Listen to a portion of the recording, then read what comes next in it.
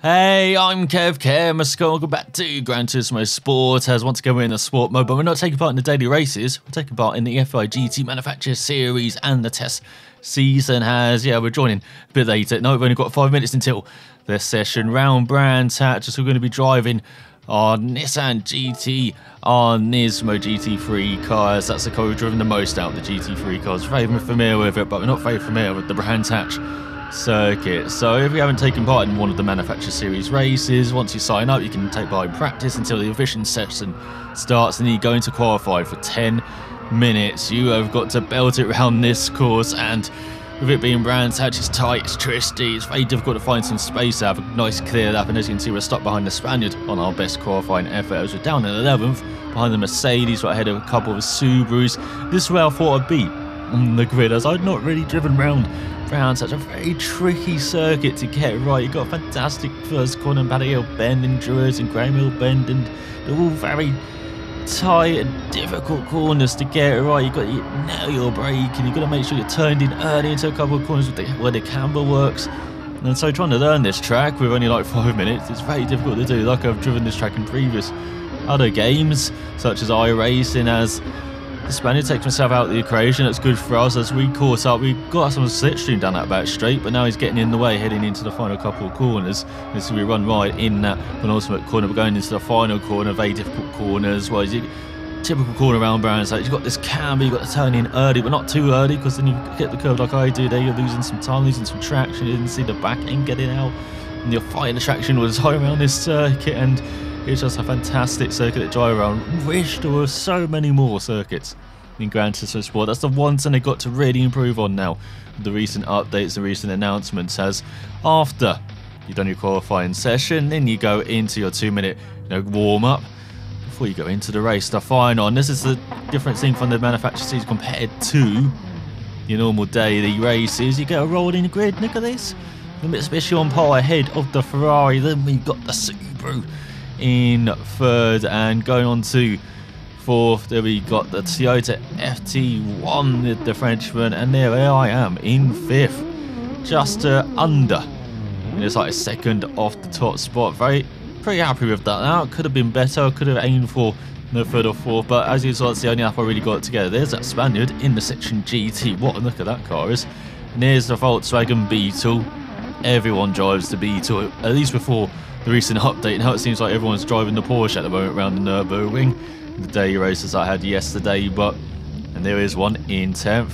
But of course that's kind of circuit dependent as well. People have really figured out where these cars are best at the moment. As we've got Renault in 11th. Good to see some variety actually in this race, as you've got Porsche, you've got Subaru, you've got Mitsubishis, Renaults, Nissans of course. So good variety in this race, much better than normal. Has also got an Aston Martin near the back, and I believe we've got a Jag as well, as there's the Vantage in 15th, and you've got 20 drivers on the grid, and we've got 10 laps around it. There's the Jaguar F-Type, looking very good. Look how beautiful that car looks. And there's an Alfa Romeo 4C right at the back as well, where you've got all the GT3 cars in this race, almost all of them. And after this you get your normal rolling start, but you've got the Finn at the back in the Mercedes. So here we go, we're getting underway for this 10 lap race. I was very nervous before this, because I expected with these Manufacturer Series races the quality would be a bit higher than you'd expect in the daily races, where you can kind of be paired with people in your same group, of course, with the ratings, but it can still be a bit all over the place. Unfortunately, the people who seem to be very fast but can be reckless, or very safe but can be slow. I'm a bit slow and safe, I would say, on that scale. But here we are in fifth, as I said in qualifying. I did the qualifying effort on 3 traction control. This is on 0 traction control, so you're going to see me get the back end out a bit on this opening lap as I get used to things, as I'm used to driving these cars with no traction control. Only with weak ABS you need ABS on in this game. It really highlights kind of the failings with the physics, I would say, in this game, in that you need assist to actually drive it. Kind of shows how dated they are compared to modern racing games, but it's still fantastic fun. This game, I do really kind of like the handling when you get your head round it. It is really good fun cars to drive, especially these GT3 cars who go down the inside of the Toyota, I believe that is, isn't it? The F1. And we're up into 4th as he got crowded out by the Subaru and the Ferraris in front. We've got the Mitsubishi still in the lead on home turf. So we've got 3 Brits in the top 4. And we've got a couple of Spaniards as well in the top 5. As it's just holding on. And it's like the Subaru in front going a bit wide. I did stay on the pace, the Subaru in front for the first few laps. But then you'll find as the stint goes on, just easing that gap. So do the top 2 as they're very aggressive, and it's like the Ferrari on the back end or getting scritty out the final corner. Very easy to do that. Be too aggressive, then get onto the grass on the outside, lose that back end, lose that traction down this front straight as you go into the 4th lap. As you can see, I told you we're kind of keeping pace, but we're not fast enough to really close that gap. And we built a gap behind to the Frenchman behind. He was around a couple of tenths side him myself, but very consistent lapping. I was all over the place that wise after this middle section of the race, and you'll see why as you go through Graham Hill heading towards, I think this is 30s. I'm not very good with my corner names of brands, I do apologise. I'm much better to say on the F1 circuit. No Silverstone Spa, but I'm very good with Brands Hatch. As it looks like the Ferrari is spun heading onto the back straight, so up into a podium place on this 4th lap. Would never expected that. Look, around 5 seconds behind the Lancia, who's holding a very solid lead around 3 seconds ahead of the Subaru. It's the Subaru chasing down the Mitsubishi. It's like my WRC years when I was growing up with Tommy Mackinnon and Colin McRae or Richard Burns as well. Fantastic era of rallying in the late 90s. As here we go, halfway through this race onto the 5th lap. You're seeing why the lap times are now getting a bit all over the place, because I'm pushing hard, trying to build the gap to the Spaniard behind. But you can see I've smoothed the power now and getting a bit more ragged, and he goes a little tap through Graham Hill bend, and that's actually upset him behind in its like, if you look at my ring mirrors. So we got that gap up to over a second again, but here we come towards the end of the lap as he's going to be gaining hard, and he really does push it in this section. It was much better than I was in this section, especially out the bottom corners. He loses the back end, get the power down. As we're just holding on, I think, yeah, he's got nowhere to go as he go through the final corner. And now we've got to be careful with the power, as he gave us a little tap as well. There goes our SR rating down, as we've got over a 6-second gap now to the Subaru in front, but behind we're under attack from the Ferrari. He's looking down our inside into Paddock Hill bend, but he's gone in too deep. We're going to get the cut back and then into Druids as you're trying to hold the inside line, and it looks like we're going to do that. And of course there's the Frenchman in 5th. He's got the popcorn out. He's got a fantastic feel of this battle. I think I've blocked him off into Graham Hill bend, but I just see him in my ring mode, looking down the inside. I'm trying to hold it around the outside. I probably should have done the cut back here. As going into the left-hander onto the back straight, the most difficult corner on the circuit to get right with all this camber. You have to turn in it feels like you have to turn in early, but you can perhaps turn in later than you think, and take more speed into that corner as we're heading onto the back straight. But we've dropped down to 4th, out at podium places, but boy, are we going to have a bout on our hands for the second half of this race, as we've got the Porsches in 6th and 7th, we've got the Renault in 8th. You can see the leader, I believe that's the leader, no, it's the 2nd place, Subaru, it's on the fast at 25.7. There's a right to tell of the Spaniard heading into this final section. He may be quick in this section, but he does push it sometimes. You can see him really, kind of be on the track limit as well through that section. But you can see he's building that gap to almost half a second, or over half a second now.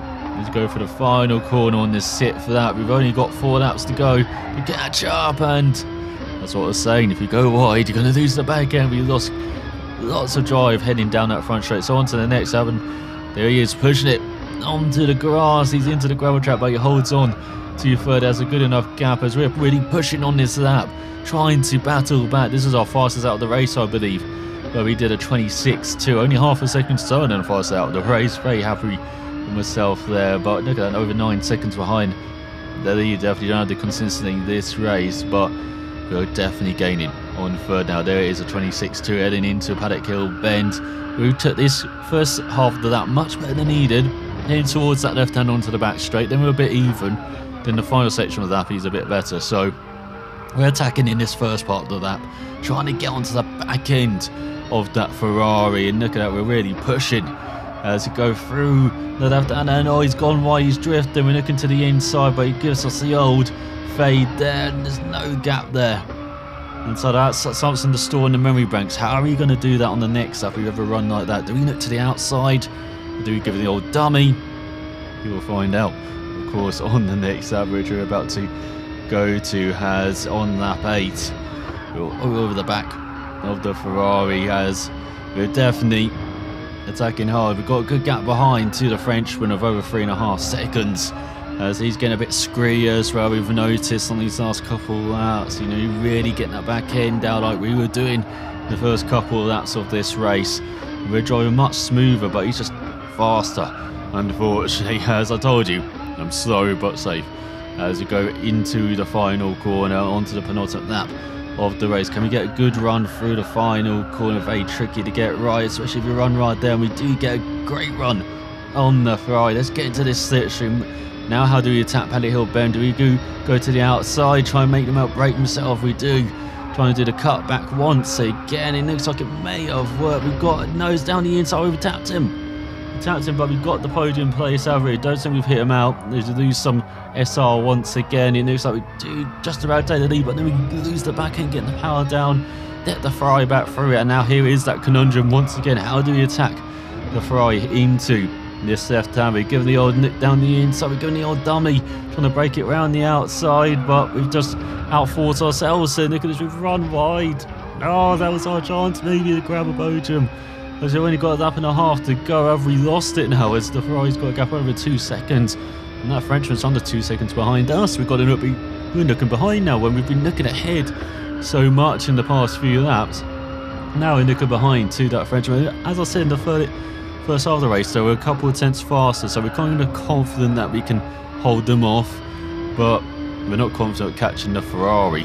Over 2 seconds in front. Is that podium out of our grasp? Maybe not, as he's run wide once again through that blind right hander. Very difficult corner to get right, because you can't push that corner, but you have to push it kind of if you want to carry the speed through the corner. And so it really is a risk-reward corner. Fantastic corner. Just like most of the corners here in Brands, that's a fantastic circuit. And driving this race, we did realise how much I love this circuit as well. It should be in more games as well. As you look down the inside of the Ferrari, as he's not out, he's not run right, he's learned how to go on to the final lap, and so it is now do or die.